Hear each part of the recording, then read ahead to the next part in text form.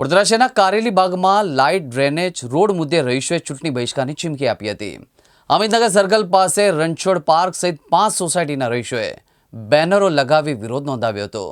પ્રાથમિક સુવિધાઓથી વંચિત રહીશોએ રાજકીય પક્ષોને ચૂંટણી પ્રચાર માટે પ્રતિબંધ ફરમાવ્યો છે। અમે અહીંયા Ranchhod park society, Arvind park society, Krishna complex એ સોસાયટીમાં રહીએ છીએ અમે લોકો।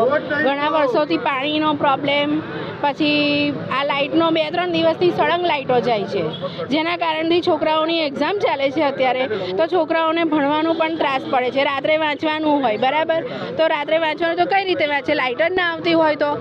અત્યારે છોકરી મારી એક્ઝામ છે એની TY BComની, તો એ રાત્રે મોબાઈલની લાઇટથી આખી રાત જાગીને એને વાંચ્યું છે ઠેઠ સવાર સુધી। બોલો, એટલી તકલીફ પડે। લાઇટ ના હોય તો કઈ રીતે કામ થઈ શકે? બપોરે પાણી પણ ના આવે, બપોરે પણ લાઇટ જતી રહે, આખો દિવસ 3 દિવસ સુધી લાઇટ નહીં। તમારી માંગ શું છે? માંગ પૂરી નહીં થાય તો શું કરશો? અમારી માંગ પૂરી નહીં થાય તો રોડ નહીં તો વોટ નહીં। In this society, our basic requirements of road, drainage, etc. are not fulfilled. Drainage is a burning problem. Light is also a burning problem. A few days back, there was no light for more than 48 hours. And the society and the residents of these people, they face lot of difficulties.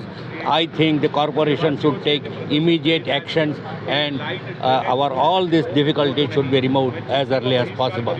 We are very much disappointed with the services and the system of this corporation. So I humbly request the corporation that they should take immediate actions and they should satisfy the residents of this society. કરીબન 40 વર્ષથી રહું છું અને 40 વર્ષમાં અત્યાર સુધી કોઈ ડ્રેનેજનું કામ નહીં થયું, બરાબર।